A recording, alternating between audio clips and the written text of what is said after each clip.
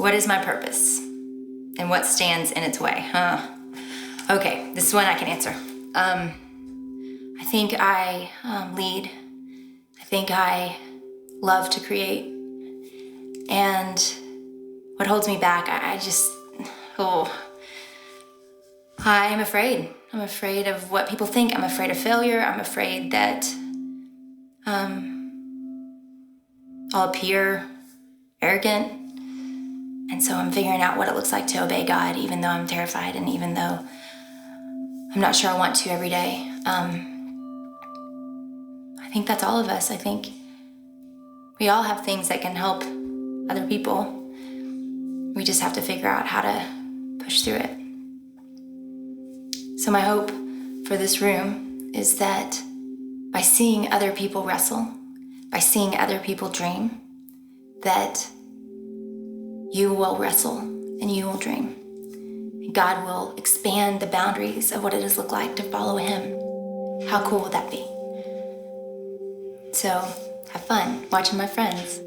I know that they will entertain you. They're crazy. Okay, bye.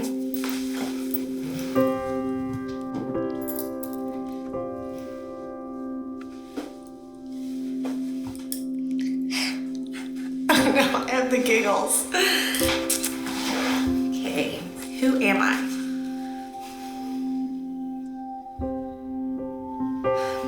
I am Becca.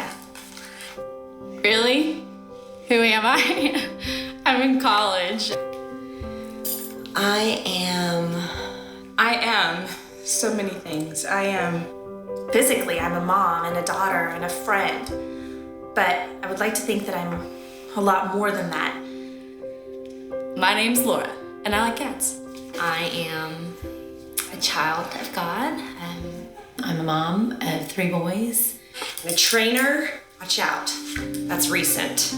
A lover of chai. Any lovers of chai out there with me? So many things. And I guess that's why I'm here today, because I'm trying to find out exactly who I am and what I am and what I want to be, and I guess more importantly, what God wants to make me. So I'm hoping I'll find out.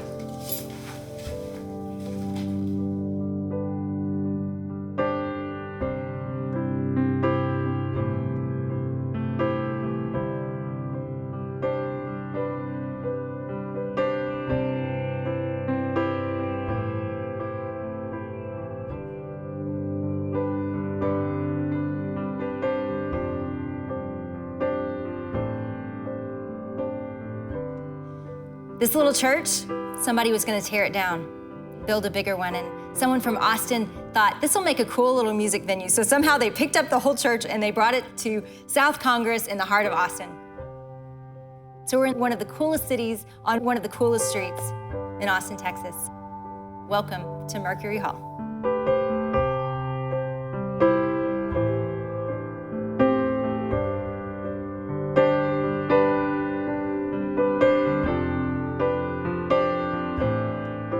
If you want to begin with me, turn to Hebrews 12. That's where we're going to be today. We're going to talk about this idea, this human feeling that I think a lot of us feel of restlessness. This kind of drum in us, this beating that makes you a little bit anxious, that makes you a little bit worried, that makes you a little bit uncomfortable, and you don't exactly know where it's coming from. And sometimes you wonder if you just shouldn't feel it because maybe you're just being discontent. The most restless I believe I've ever felt was actually a moment that I had everything that I had ever wanted. Isn't that ironic?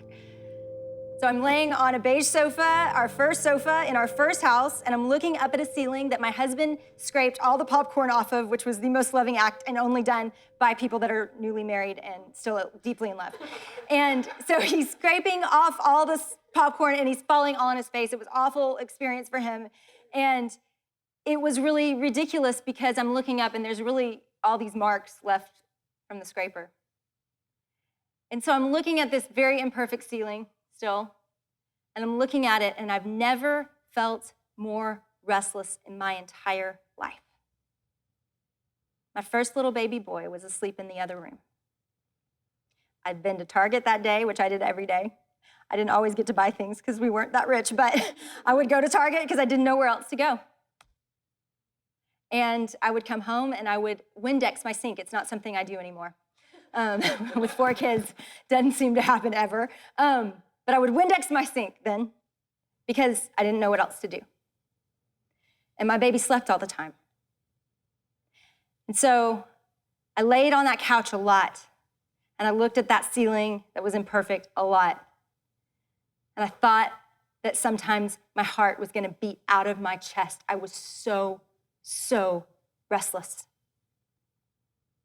And I didn't know if it was discontentment or sin. I only hoped that maybe it was something more. So maybe I had built my perfectly crafted life and there was something that I'd left out because I had everything I wanted and yet everything in me was kind of dying inside. I think a lot of us feel that way. I think a lot of us are feeling this beat, this drum in us, and we don't know what to call it, and we don't know what to do with it. Every single one of us has been given threads of our lives, pieces of life that you probably think are not special, that you possibly think are the very reason you should lock yourself in your house and not go out. So, what do? I don't believe that looking at ourselves in a mirror for very long is healthy, really, probably at all.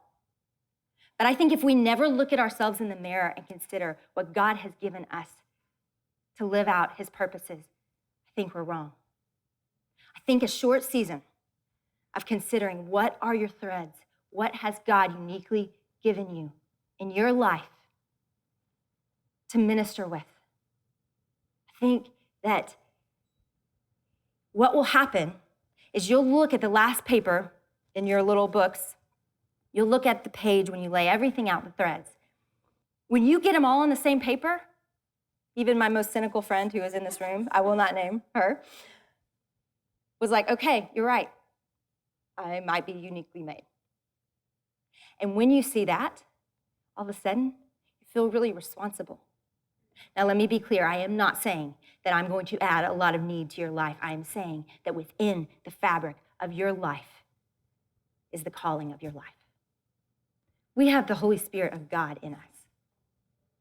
So we cannot act like we are not resourced and equipped to meet need in our lives.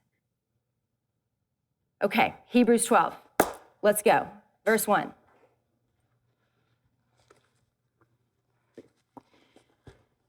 Therefore, since we are surrounded by such a great cloud of witnesses, the writer of Hebrews, right before this, has laid out all of these crazy stories of faith, okay?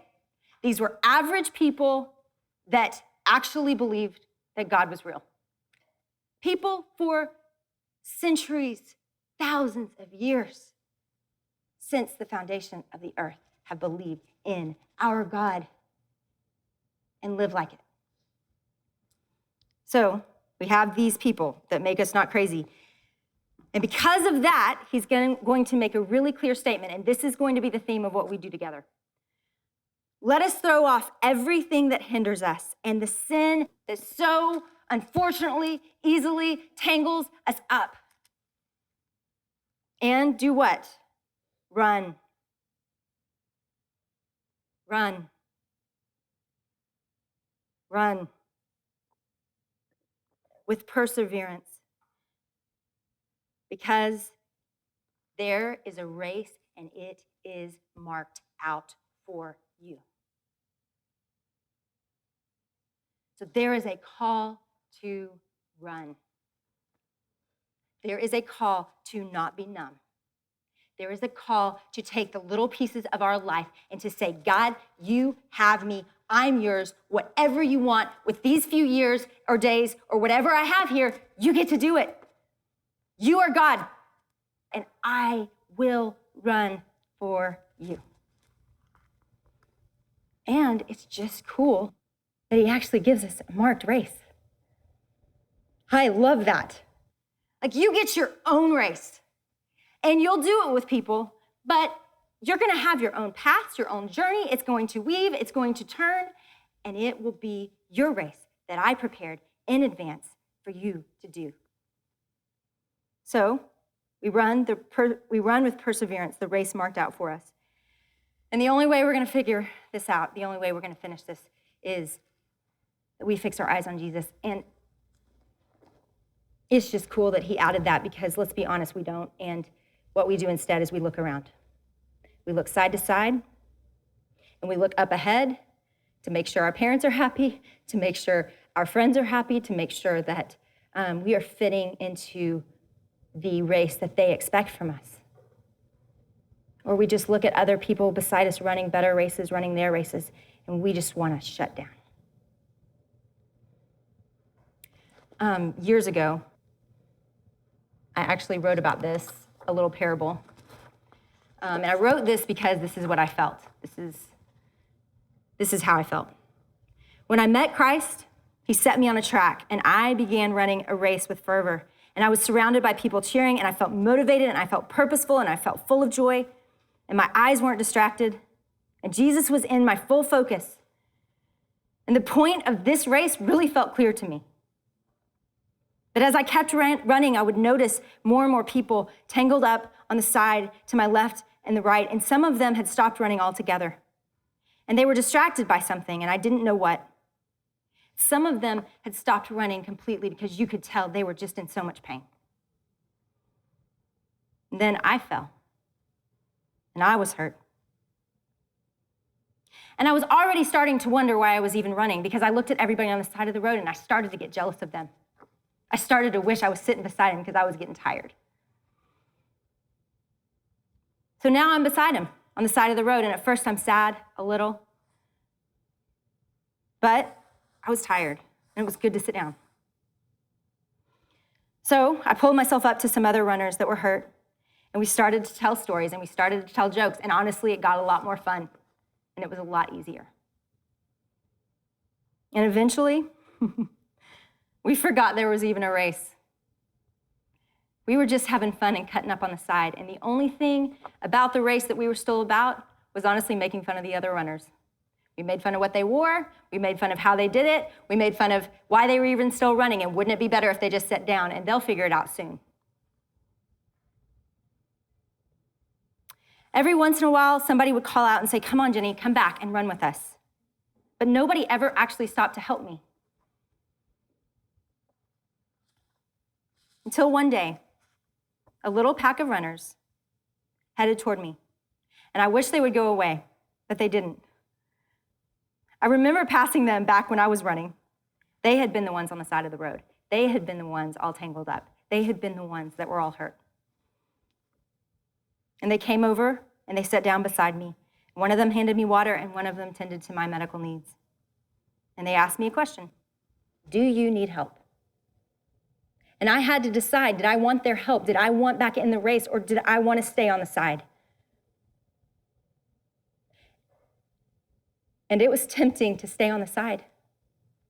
It was tempting. But something dead in me woke up. And as they coaxed me and said, "We want you to run the rest of the way with us," I started picturing not running alone, but running with people that knew what it was like to be on the side of the road. And it started to feel more exciting than sitting on the side. And a fire lit up in my chest. And everything still hurt a little, but I started to not care. Honestly, I just wanted to run again. I wanted to run recklessly.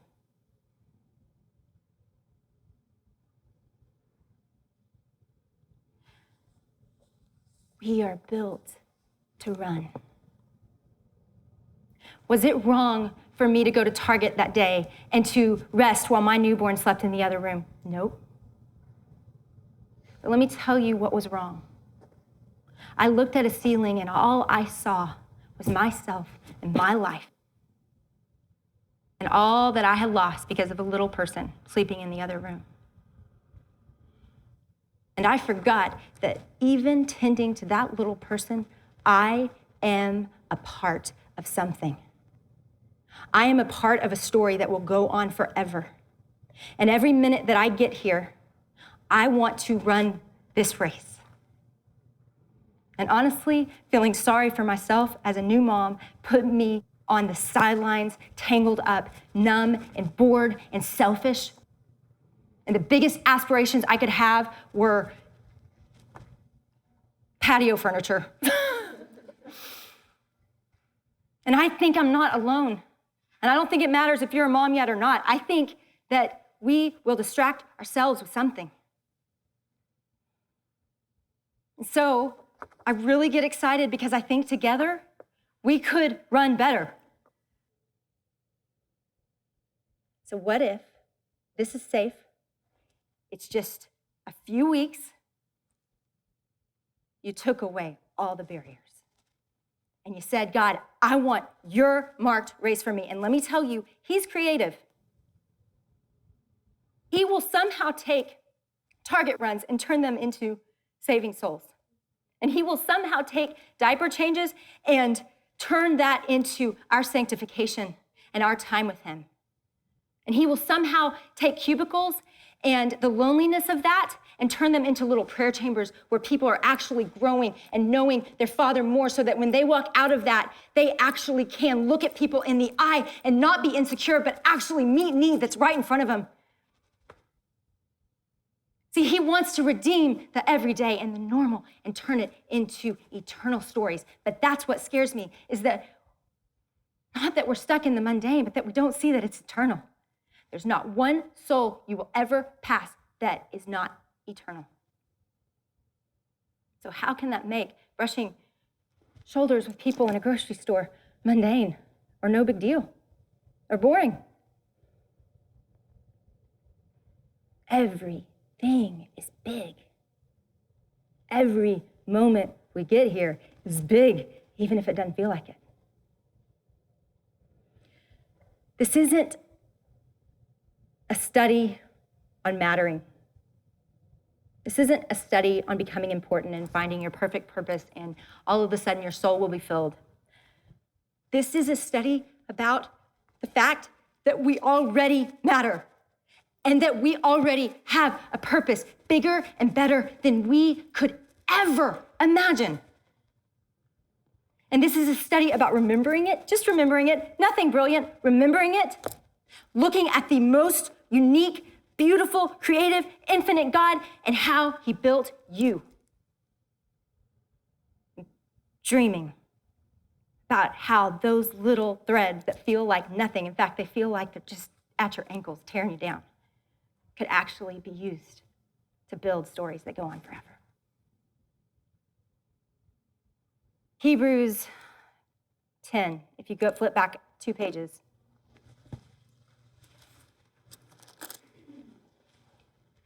We'll end with this. Has a little scary warning. I think it's so applicable to us. Verse 37. Because in just a little while, the coming one, Jesus, he's gonna come. That is awesome. I mean, just that little verse. I'm like, oh, that's so awesome. We're not making this stuff up, like he is going to come back in just a little while. In just a little while. I'm coming. I'm not going to delay. I'm going to come in the fulfilled, appointed time. I'm going to come. And then he says this, but my righteous one, my people, they're going to live by faith.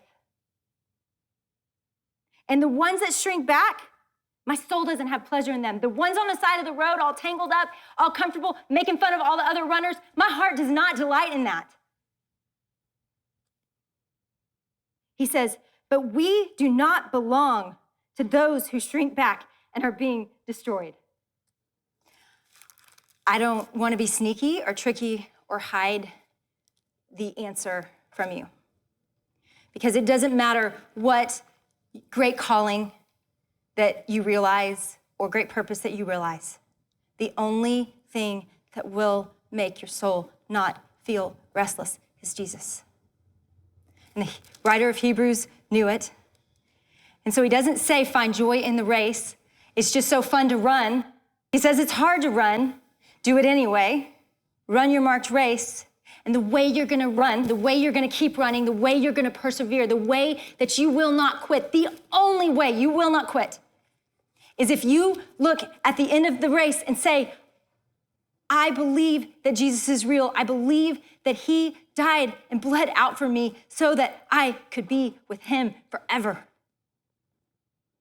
And if we fix our eyes on him, he says, I'm the pioneer and perfecter of your faith. So we don't have to do this just right. If you're on the side of the road and you are so bummed because you don't even care and you don't want to get off the side of the road, he is the perfecter of our faith. He is the author of it. He will give us faith. Here's what I want you to consider. What if the things that you absolutely love to do, what if the things that are your favorite, your very favorite blissful moments of life actually collided with God's will for your life? What if the most difficult things about your story, the most difficult and painful moments of your life, were actually the place that God wanted to birth the greatest passions that you'll ever have? What if everything that feels mundane and boring about your life and the people that feel random in it all of a sudden started to feel very intentional and not accidental? What if they all of a sudden started to feel like the most important work in the world? And what if God got bigger than our fear? And then the people we're comparing ourselves to and the junk that holds us back and puts us on the side of the road. That would be good. That is what I am praying for us. That is what I believe could happen here.